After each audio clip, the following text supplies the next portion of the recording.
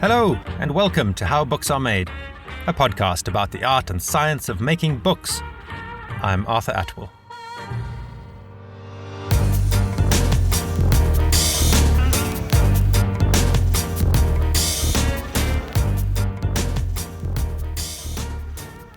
My dad once pointed something out to me about Beethoven. He said that as you listen, each note is totally unexpected. And yet, once you've heard it, it seems like the only note that could possibly have come next. And this is just like great typography. Even if it surprises us at first, if we notice it at all, it should still feel just right, as if the designer never had any alternative. But the downside of this is that we can't possibly appreciate how much work goes into good type decisions, and how much energy we spend accommodating bad ones. Just think about how much stuff you read every day. Messages, posters, billboards, menus, web pages, and, of course, books. Not only did someone design their layout, but someone designed the fonts in that layout. In fact, every single letter was painstakingly designed, choice by choice. And every letter form has a personality. It's trying to make you feel something. Just like Comic Sans feels like silliness, and Times New Roman feels like school. You might say that typefaces give ideas a smell. Today I'm talking with someone who is working right at the coalface of typefaces, Thomas Jockin. Thomas is a typeface designer and the founder of TypeThursday, a worldwide community of type designers. He's also a lecturer in design and philosophy. He's worked on some of my favorite typefaces, and I couldn't wait to ask him all about it. Thomas, I am so excited to be talking to you today. Thank you so much for joining me on the podcast. Arthur, it's an absolute pleasure to be here with you. I loved doing the preparation for our conversation. I learned so much. And one thing I discovered is that when you were younger, you wanted to be a fine artist, I believe, until you came across Lewis Blackwell's book about David Carson called The End of Print. And it's a shame we can't show the book to our listener on a podcast because it really is something to see. I didn't know of it before and loved looking through it online. What did you see in it that changed things for you? Well, to give the audience some context, you're right. I did want to go into the fine arts, and I was generally a painter. That's what I was focused on mostly in high school, and even going into my undergrad at Parsons School of Design. I was going to be a painter. I was going to go to fine arts, but absolutely part of the kind of transition, initiation into design and typography in particular was running into David Carson and that and monogram of his work, End of Print, because for the most part, it was one of the first examples where I saw typography being treated almost as paint, as a material and a composition of a painterly quality. It wasn't just the, taking for granted text blocks, just these blocks of text that we just use every day and just don't even think about as any for its materiality or kind of its textual quality or sensual experience. But Carson when I was that age, I was so inspired by just his sense of ease of use, almost, I mean, that's the whole point back then, his complete disregard for the linguistic value of the text. Right. It was just purely aesthetic composition. So as a youthful 17-year-old, 16-year-old, I was very enlivened by that. So that's how it started. And then when I went to Parsons, I chose to go into communication design as my BFA. And in my sophomore year, I met a type designer named Joshua Darn, and that's the second act of my initiation, starting from painting, going into type design. I know that you worked very closely with Joshua on a number of projects, and then at some point had to strike out on your own. How did that go? Yes. So what happened was I took my typography 1 class with Joshua Darn. He was an adjunct in that class. He was invited in by the chair, Charles Nix, who's now at Monotype as a creative type director, to teach the type 1 class. And I fell in love with type. That first lecture from him, I just fell in love the way he thought. His process of thought and approach of consideration was just something so unlike everything I ever experienced from any of my art instructors or any of the professors at Parsons School of Design. I was basically just, and again, that as an 18-year-old, I was saying, I want a mind like his. So whatever he's doing, I'm going to do that. Not realizing that would require an entire training in type design. One thing I'm very proud of myself, being my younger self, was I was completely fearless. That fearlessness and just self-assurance of Yeah. at the end of that sophomore class, I went to Josh and said, Josh, I'm going to intern for you. I'll do it for free. I'll do it for credit. I already had the paperwork from the department. Here it is. You just have to sign it. Fantastic. Yes, I think he looked at me with a kind of charmed, wow, quite the presumption, my friend. But he did gracefully accept me. And I was first his intern for a semester. And then I was his apprentice for a following year and a half, 2 years at that point. It was very mundane work. I'll be very blunt with you. Sure. It was very basic things like very production oriented things and checking in on work, developing things for Josh he would review and supervise. So I think that was very, very humbling experience, very important. It's very good for character building. I love the idea of an apprenticeship where you really get to see the pragmatic details of the work. And I'm keen to get into the weeds of type design. Before I geek out completely in the details, I'd like us to cover some absolute basics for those new to book design and typography in books in particular. And perhaps we can start with just the difference between display fonts and text fonts. Generally, what this is implying when we see a display versus text, typography or fonts, is related to usually the size of the fonts, so usually scale, as well as its function. For example, generally larger sizes, and in the past, when things were set in metal or cast in wood, they would be a certain large size display of the glyph in question, versus, say, a text font is generally implied to be a smaller size. Usually there are formal design changes that happen between display and text fonts. So, for example, properties like contrast, the kind of grammar of the articulations of the outlines vary based on display and text. So, for example, usually display will usually have finer details. So things like a Bredoni or a Didone really emphasize that, where the thins are incredibly thin and the thicks are relatively heavy, as opposed to a text face. It tends to be a much more lower contrast, a much more lower difference between the thick and thins in elements of the glyph component. Obviously, a text font is going to be so small on the page that if the thin strokes were really thin, you almost wouldn't see them at all, and you wouldn't really be able to make out the letter. Yes. The designs were hand-produced at certain sizes. There was just, quite frankly, the fidelity of the craftsman to produce thins that thin. I mean, actually, a very famous example, there was the French typesetting for the Roman Douai, where the detailed thins were so thin that when they actually had to be cast into metal, the type founders just ignored it. They knew they could not match that. The blueprint, the perfect mathematical outlines could be rendered on a grid system very finely, but then had to produce that in the actual material metal and cast in the matrices. That was not going to be possible. The kind of material generation of the outlines did limit how thin you could go. One thing that fascinates me is that many fonts are actually commissioned from type designers like you for specific purposes and created from scratch. Why would someone commission a totally new font, and how does it work? Yes, that happens quite often. There's several use cases, but in general, it would be things like, in some use cases and some clients, it actually is cheaper to commission a typeface versus licensing it. In other cases, there are basic, very particular formal requirements that they need that the fonts on the marketplace do not meet. They're good enough, but they're not exactly what they need. So that kind of specification is what bespoke typeface design is all about, so that you can come in just like a tailor, right? You could go to H&M and get a fast fashion suit, for example. That's okay. That fits you all right. But then if you had a very particular case, so you wanted a fine Italian tailored suit, you go to the tailor that handles that. Sure. That would be an analogy for typeface design commissions.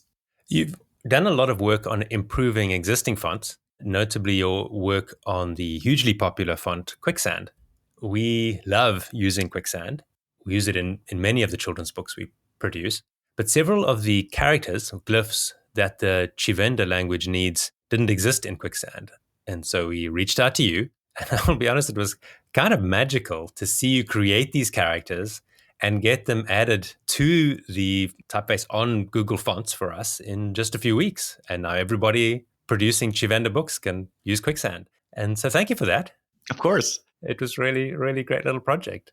The point of like context for bespoke typefaces, this is an example of it. So an existing typeface can be addendumed because there's a current need. So you guys at BookDash, which is how we met, is exactly one of the use cases. There's a language support you needed for the Latin script, and we didn't have it yet in the basic coverage. So you contacted me and we added it in, and then it updated to Google Fonts. So then it became available to anyone to use.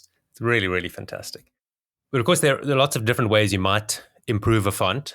And I suppose in that way, they're always works in progress. For someone who doesn't know how fonts are constructed, what kinds of things are you looking to improve when you want to work on an existing font? That's a great question. So, and if I were to give people context, Quicksand was originally designed by a colleague who passed away, Andrew Padell, and he transferred those rights to those fonts to Google when he passed away. And I was part of a team that was brought in 2015, 2016, around that time period, to evaluate the Google font collection, which is an assortment of open source fonts. I remember seeing it in the list of fonts, and I actually saw its potential. I saw what it was trying to do. It's very much, there's always an intention behind a design. A lot of times there's the question of the intention against its execution, its expression of that intention. And that tension between the two is usually what you have to address to improve it.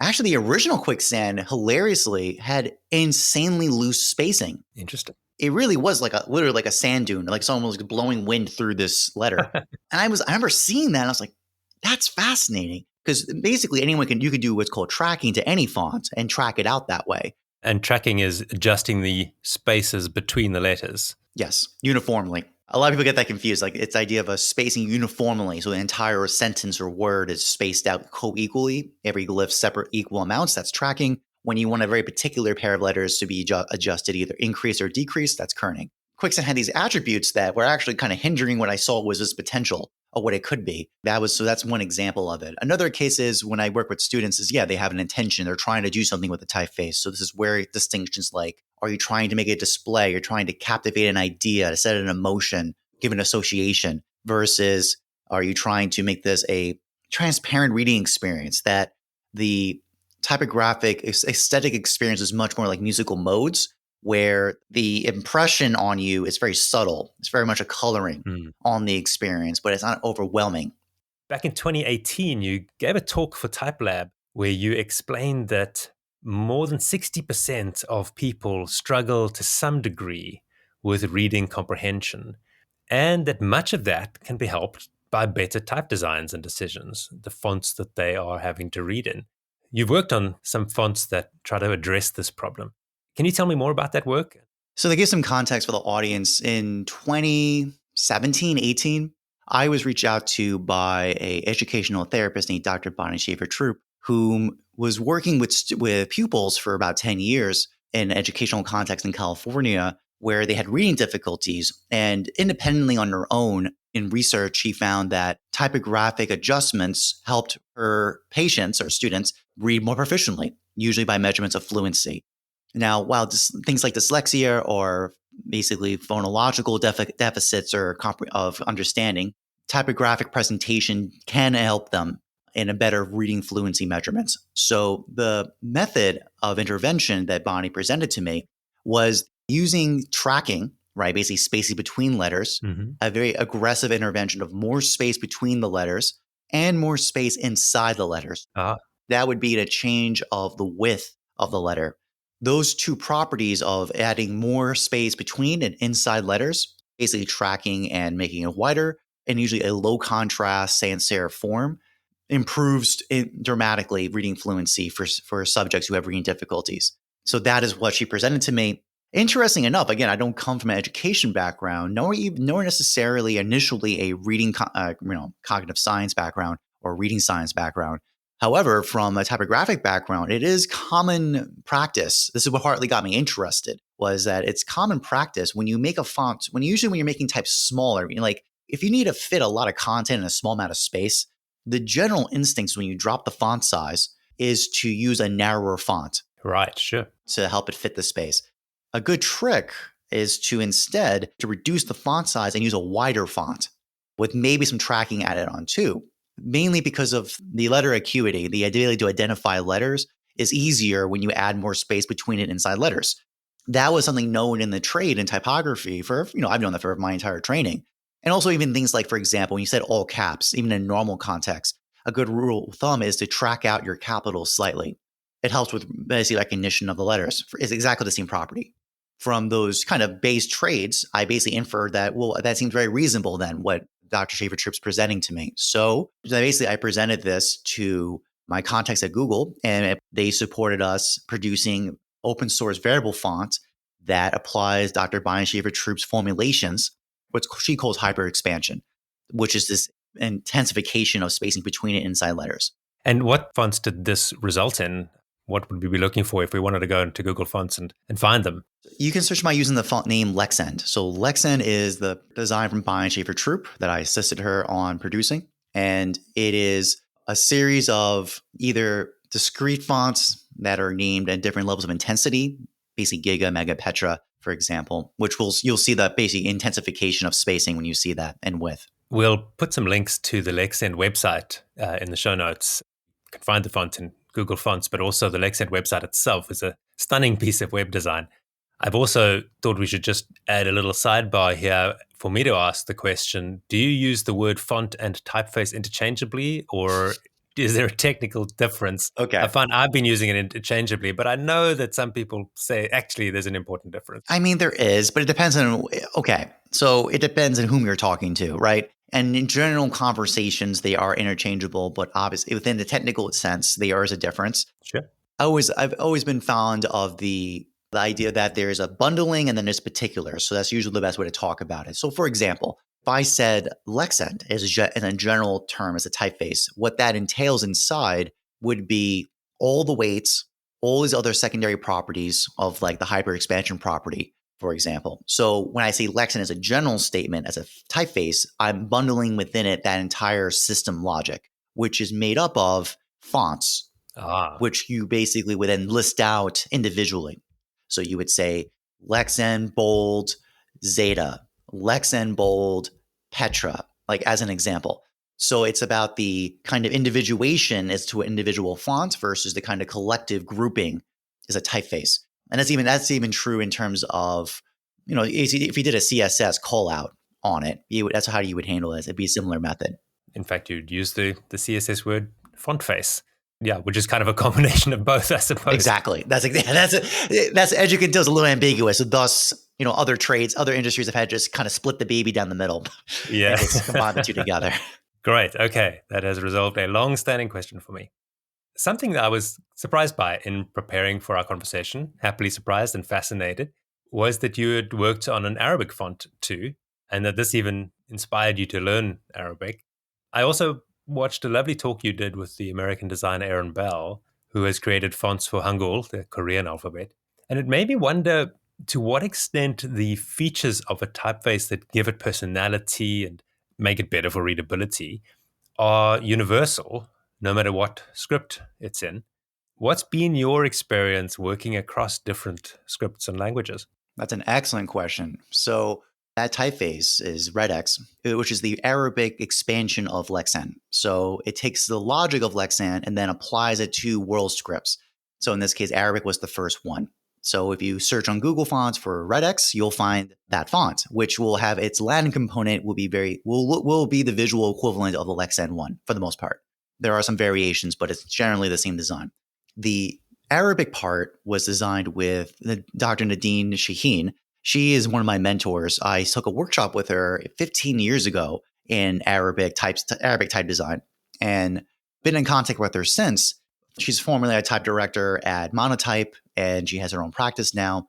After I completed the Latin series with Lexend, what happened was I remember Nadine went to do work with MIT in legibility studies and did research in it. I got curious and read her dissertation, her doctorate dissertation in legibility studies for Arabic. And reading it, I realized, even though she didn't say it in the dissertation itself, that based on her conclusions of her research, most likely she would agree with the hypothesis of the logic of Lexend being applied to Arabic would yield similar results in Arabic. I reached out to her, presented to her the main pitch, and long story short, she signed off on it. And when Google signed off on the expansion, we got to do that.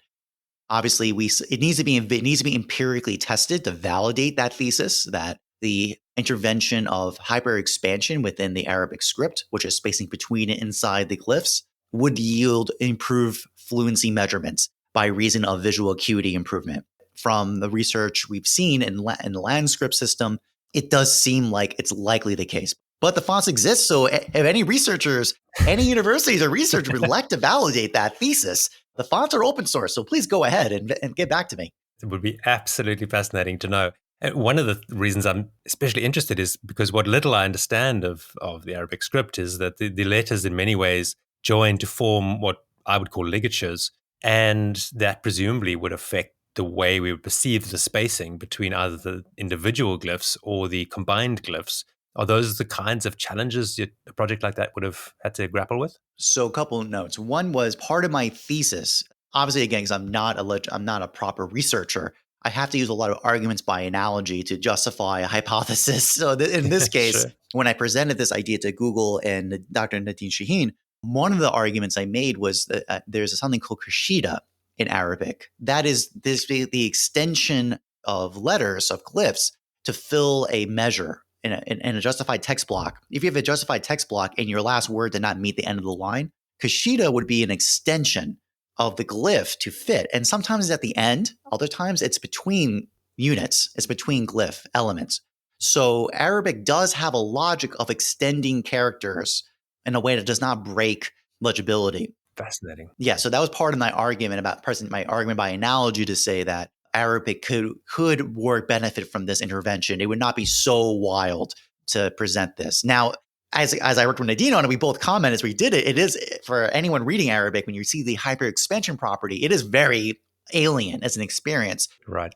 And Arabic is semi-connected. Some glyphs do connect, others don't, based on rules of the grammar logic of Arabic. But this hyper expansion, what it does is between letters, basically you have this kind of the connection unit has to extend out, but it has to work in a certain proportion to maintain the kind of logic of the negative space between and inside letters. So in Arabic has a lot of logic based on that, where they have these gem measurements where they measure the kind of spacing inside an element. For example, an ayin, for example, has a certain size on its upper bowl versus its bottom descender bowl has to have a certain ratio between them. The logic is, as long as you basically try to maintain that proportionality as you do the hyper expansion, it should hold up. But it definitely was a challenge. I remember me and Dean working together on it. It was very much we laughed about when we first started working on it. I was like, my God, this is so alien as an experience. But again, it's, it works. It follows the logic. Now we're at the point where the fonts are open source. So we're hoping to get validation by empirical study to validate that this works for improving fluency in Arabic readers. It reminds me of an exercise that I did in early learning about type, which is to take a letter. Capital A is always a good one to go with. And I suggest this to the person listening to us right now. Try this out for yourself. Is you take the letter and you try to draw it in more and more radically different ways and find the point at which it ceases to be an A. And what you find is that you can actually do some really wild designs that are clearly recognizably an A. And other things you can do that don't seem like a major change to the design that immediately mean it's no longer an A. And no one would recognize it as an A. And it's almost as if, as a type designer, you need to understand the rules that are almost intangible about what makes a letter that letter. And I imagine working in different scripts, understanding what those rules are and being able to push them about as far as they can go is part of being creative with type. That's an excellent point, Arthur. I would say, I've spoken to many designers in different script systems. We all come to the same agreement. As part of your training is to gain an understanding of the essence of things, right? The essence of the letter. And that's the point, is that there are certain modifications you can do that have no effect on our understanding of it as a letter. And there's other things you do that completely destroy it instantly. And a very nuanced point too is that a lot of times too, even if you destroy the individual letter, but because it's part of a word, it can still survive. Right. It's a very fascinating, almost ethereal practice. It's a dance and a play. Yeah. It's very nuanced because sometimes you can violate a rule, but uphold the principle. Kind of related to that, and something perhaps a little technical, I wanted to ask you about variable fonts, which you mentioned in passing earlier.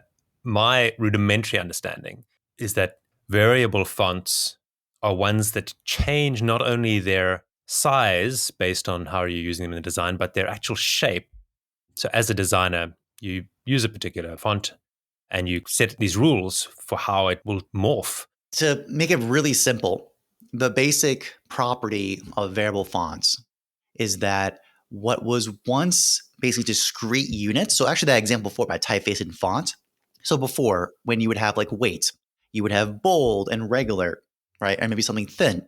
Those would be discrete options. So you would just go from your drop-down menu and you would pick out which one individually you wanted discretely. But let's say hypothetically you wanted something between a bold and a regular weight. In the past, you'd be out of luck. There's nothing you can do. Variable fonts allow typographic properties to go from discrete to continuous. You can fine tune an exact weight between the two that you would like. The use case that is relevant to this conversation is, for example, with Dr. Bonashiever Troop, where she had basically 7 very discrete jumps in intensification of spacing between and inside letters. By it being a variable font, now she could, with her patients, fine tune the exact spacing that's right for that particular subject. Amazing. But you also hinted out something called optical size, where as a variable font and optical size, there are fonts that have that feature where the font automatically changes its presentation based on what setting of size you set it at. So if you set a font at 120 point, you're going to get the display version of it. It's very high contrast, tighter spacing, usually maybe a little narrower in proportion. Versus if you drop it to 10 point, it will automatically switch to the text face setting.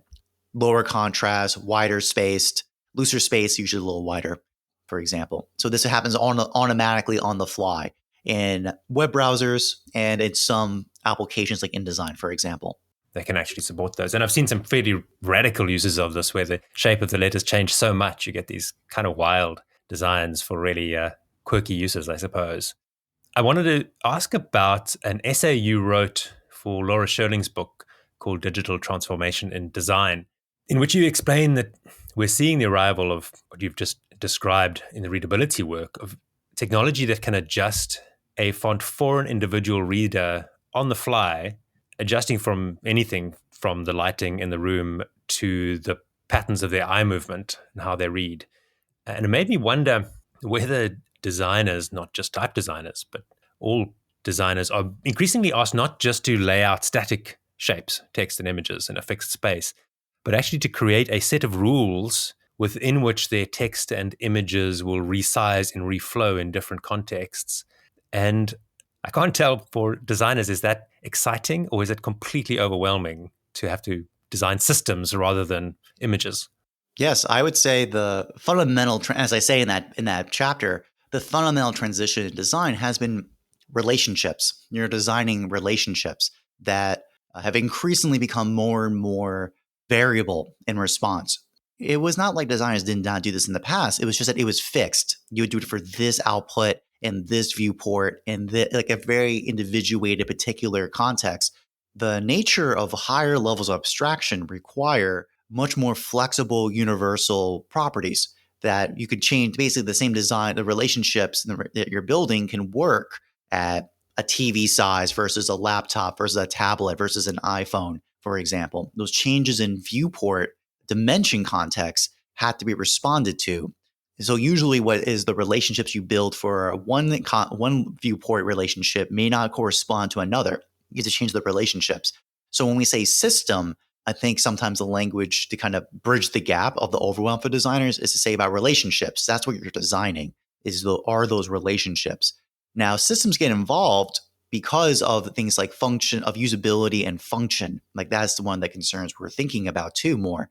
So you have to treat design as becoming more and more these rule sets of relationships oriented around the functions of the artifacts we're producing. And ultimately, in the past, and I would say in the 2000s, especially unless you're really in the weeds of the historical context of design's development over time, it was a lot of anxiety about the introduction of CSS, HTML, and JavaScript, where the main premise was that the form and the content were now being divorced from each other. They were separated. You could basically, every piece of content, you could just swap out the CSS code, put in another one, and ta-da, you got a whole other presentation. Right. That was very alienating for designers. I remember this. Because of that concern, we were so worried about, we thought the form and context must be put together, but the transition in time has been separating it. Ultimately, the real test of this is to make and because the big concern, by the way, was that we can no longer make beautiful things because we lost that power of direct context, which is understandable, because usually the beautiful is usually something that responds to the particular circumstance.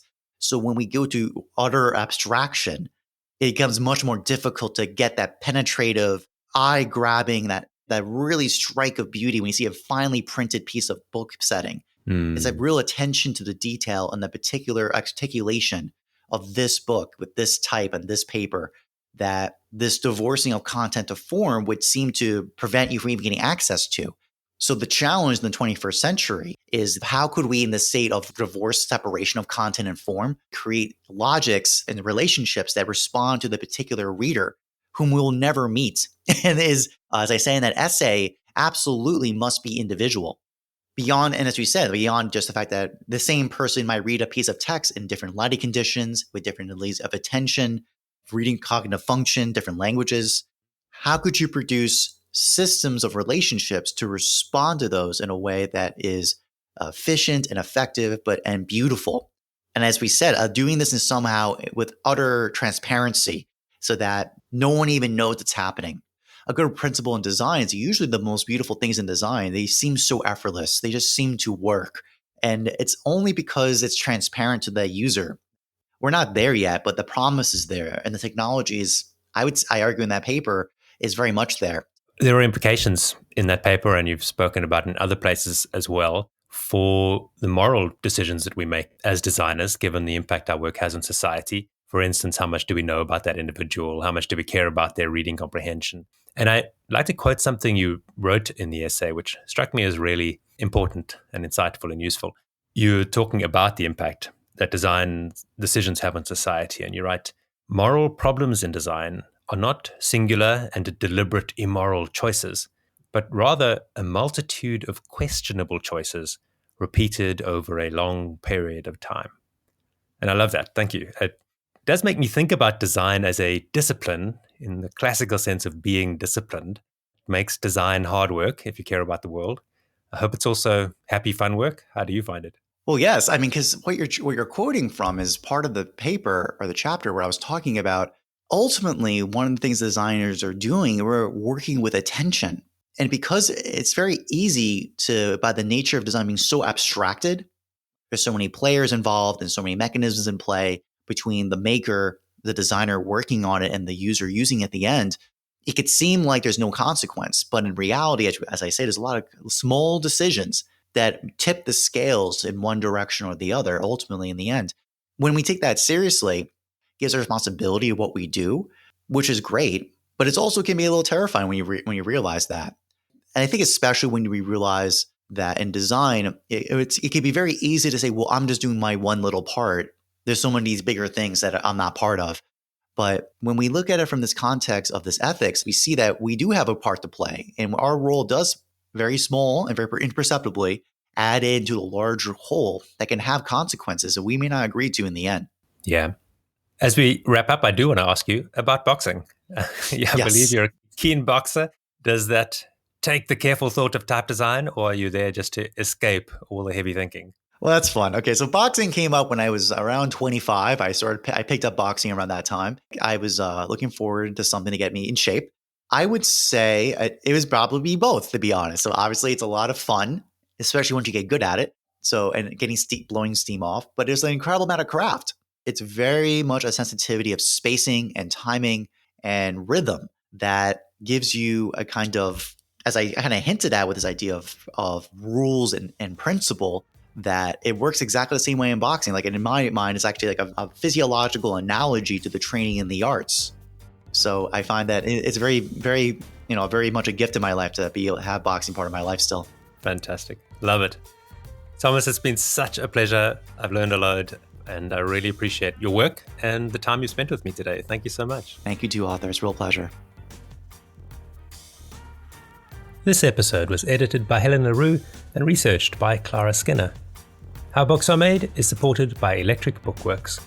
where we develop and design books for organizations around the world. You can find us online at electricbookworks.com.